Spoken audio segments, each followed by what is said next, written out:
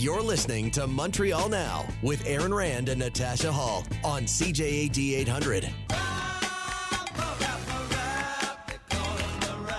That is James Mennie. He's over at the Montreal Gazette. And Jim, I'm going to be getting to our question of the day in a second, and I'm going to be talking about what you're going to be talking about, and that is the comments by Yves-François Blanchet, leader of the Bloc Québécois. I'm wondering what brings this up. Does he suddenly have an interest in provincial politics? Yeah, that's exactly what I went through my mind when I saw this. The big question, I mean, Yves-François Blanchet tends to say things just to get media attention, and he gets that media attention because when you look at it at bottom, the Bloc Québécois is a contradiction in terms. It's a party that's dedicated to blowing up Canada, but also doing so from within the House of Commons, within the federal system. So whenever he opens up his mouth, you've got to look at, you got to take things with several metric tons of salt. But that was the question that went through my mind this past weekend. Why has he decided not to sort of juxtapose anything going on in Quebec with what could be, what the effects could be in Ottawa, but speaking flat out about something that's hermetically sealed in Quebec, this idea, well, first of all, it's not a newsflash. There are two Quebecs. Depending on who you talk to and how much they've traveled throughout Quebec, they can tell you there are 3 or 4 or 8 or 9 Quebecs. And that's a fact. Quebec is a very big place. And it is certainly not the homogeneous white francophone descended from les colons that Monsieur Blanchet seems to suggest real Quebec is. When he talks about Montreal, as if Montreal was a refugee applicant, came in here because, we are not paying attention to the history, language, values, and culture of our very generous host society. I ran that one through the decoder ring, yeah. French, English, Klingon. I couldn't figure that out. But why is it possible that Monsieur Blanchet has decided to pipe up? Not because it's a year-end interview, because it wasn't, but simply because he can read a poll like anybody else. And it looks like the father of La Nation Québécois, the self-styled father of the self-styled Nation Québécois, François Legault, is headed to hell in a handbasket when it comes to the polls. Is it possible that Monsieur Blanchet is also looking, because let's face it, the Bloc Québécois has nothing been more than anything than the roadshow burlesque of the Parti Québécois. That's why it was created. It was just like a branch plant. Is it perhaps Monsieur Blanchet looking at what's happening federally, because the Bloc's numbers are pretty well stuck and may go down the next election, because a lot of people might turn around, as they do after a 5-year interval, saying, man, these guys don't do anything, and vote for the Conservatives rather than vote for the Liberals. But will he perhaps take an interest in provincial politics? What might he think there's a place for him in the Parti Québécois? Might he think there's a place for him in the Coalition Avenir Québec? All of it very, very interesting. But it's your question was my question. I think it's the same question a lot of people who follow Quebec politics were asking themselves when they saw this interview this past weekend. Why is this man piping up now? Well, we'll soon find out. I guess at the next poll. We'll find out perhaps when. I like to think, Aaron, there's somebody out there in the press corps up in Quebec City who the next time they see the premier is going to say, "What do you think of Monsieur Blanchet?" Agreed.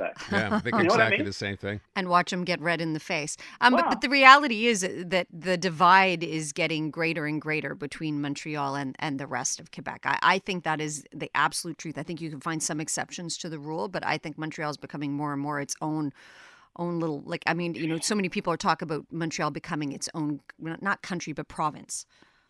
That semi-classical, rock opera Starmania, which, was the source of so many anthems of Quebec identity, that was a given, that Montreal was this place à part of the rest of it. That was the place that, it was the Hollywood / New York / whatever. It wasn't the rest of Quebec, but I would respectfully submit that the rest of Quebec has, I think there's Montreal is one Quebec, Quebec City is one Quebec, the North is certainly another Quebec, and they share absolutely nothing whatsoever in common. And I don't think that's a problem.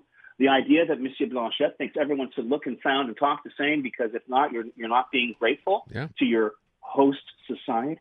I'm not entirely sure I'm comfortable with that point of view. No. But all that said, maybe it's time that Montreal got its credit. I have referred to it on this show for years now as Quebec's ATM.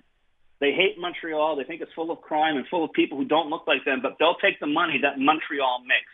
And I don't believe that statistic that I like to spout off, that half of this province's GDP is occurring within 30 minutes of where all of us are sitting. Mm-hmm. I still think that applies as well. So maybe you should think twice, Mr. Blanchet, as should any other politician, when you start talking about Montreal as if it's some kind of refugee claimant that's ungrateful. We're going to get to that in a sec, but let me get to this next story. We had someone on from one of the public sector unions still negotiating with the government. Mm-hmm. I know voting starts today. This is going to take a while, I guess, until we have an idea. You're suggesting this is a deal that's far from done still?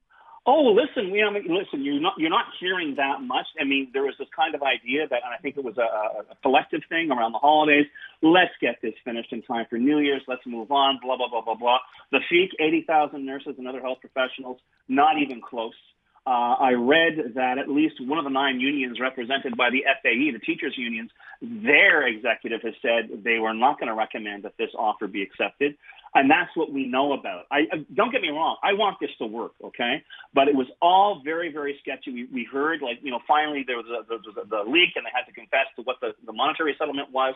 But let's face it, these unions stake their moral reputations on work conditions and on making those conditions better for the education system and for the healthcare system. And quite frankly, if we come back, when the smoke clears and it's still status quo, it's going to be a real victory for François Legault in terms of credibility, because he can turn around and say, these guys talk a good game, but when push comes to shove, they'll just take the money and move on.